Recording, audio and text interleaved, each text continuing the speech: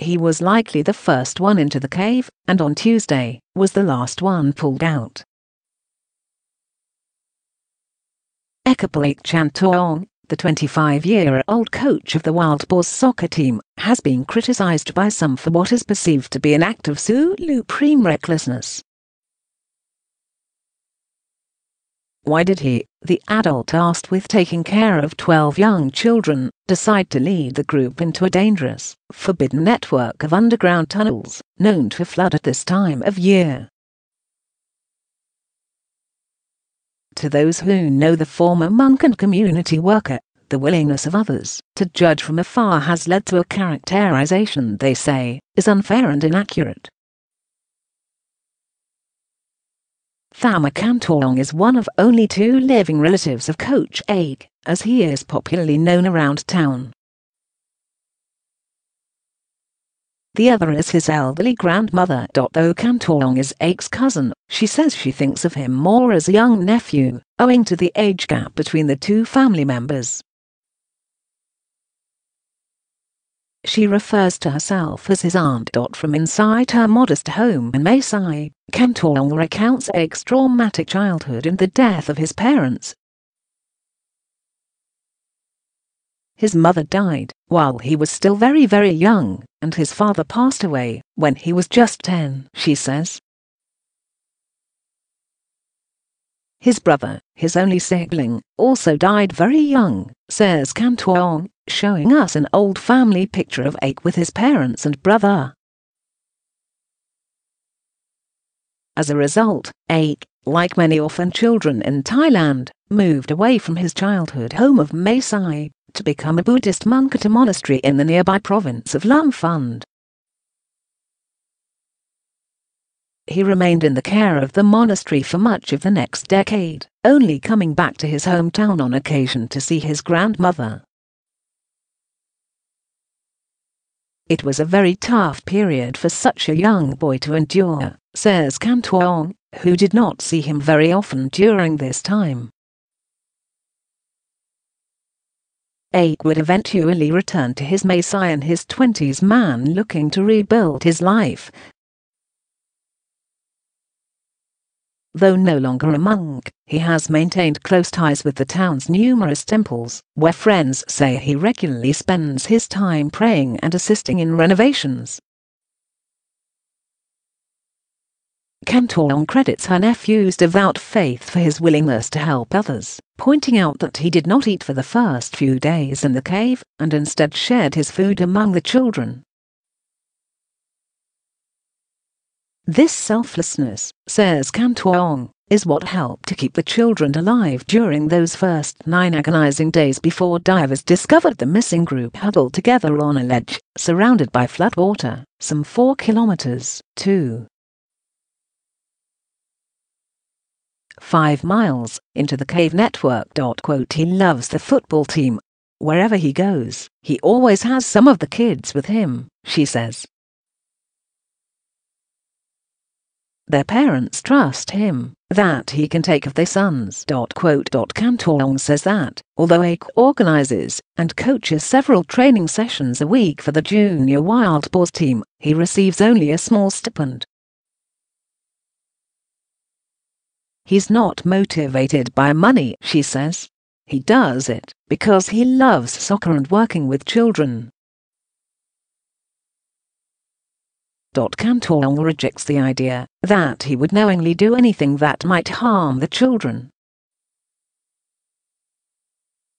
He is a very good person, loves kids, takes care of kids, he is very diligent, and always volunteers himself to help others, she says. The language he speaks is very polite. For him, whoever will like him, how the way he is. It's a view shared at the Wild Boars Club, where Ake is the coach of the junior team. On Monday night, the club senior squad resumed training for the first time since the disappearance of the junior side 18 days ago. The club had previously suspended all matches and training sessions, deciding it would be inappropriate to play football while their junior teammates were trapped inside the cave. But now, with the early stages of the rescue effort proving successful, the club's head coach, Ake Chantawong, suggested the team come together in a show of unity with the rescuers. During the early evening practice session, members of the senior team talked of their fondness and respect for the junior coach, recalling memories of how he would give up his personal time to help organize activities for the children. Coach Ake is a type of a guy who loves all the kids, says 17-year-old Kahela. After we all finish practice, he always takes each of the younger kids home to make sure they're all safe. He takes good care of the kids and likes to spoil them very much, he adds. The team's training facility sits in the shadow of the mountains, where the caves are located. Typically, the junior team will finish practicing before the senior team take to the pitch. Lahuna was among the players who were still training on Saturday, June the 23rd, as anxious parents began to call the head coach to ask if he knew where the children were. When we first heard they were missing at the caves, I and around 10 other senior members of the team rushed into the mountains to look for them. We were the first people there, says Lahuna. We waited at the cave entrance for them until 4 a.m. the next day. Panawat Jonkam, the coach of the senior team, who joined their search later that same evening, says everyone associated with the Wild Boars is behind Coach Ake, as they have been since the first day of the rescue. When he is out, everything will be the same. We will support him. Nothing will change, says Jonkam. At a Buddhist temple behind the house of Ake's aunt, on the edges of Thailand's northern border with Myanmar, community members are hopeful he will be back riding his bike across town and taking the kids out into the countryside. One former monk, who gave his name as Jay, described Ake as an active part of life in Maasai. He is always out with the kids on bike rides into the hills, says Jay, who is now an artist and is helping to paint the temple's decorative internal columns. Like Jay, Ake is also a volunteer who assists in the upkeep of the town's various temples. He's a well-known guy. A good guy, says Jay. He helps us out a lot. I see him often at the Wat Phar, that Doiwao temple on the hill, where he comes to pray, he says.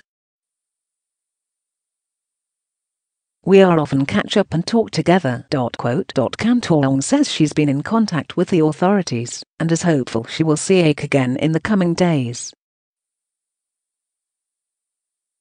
She is at pains to thank the rescuers for their efforts and the unending debt of gratitude she owes to the Thai Navy SEALs, one of whom died last Friday during the pre-rescue operation. Chantawong says she does not know why her nephew entered the cave, though suggests the boys could have been looking for shade after a long bike ride in the summer heat. Maybe he just wanted to rest. Maybe he felt hot, she says. She is aware that some people will always hold him responsible for the group's predicament, though she hopes that people will be forgiving. I think foreigners and Thai people are kind enough to welcome him back, she says.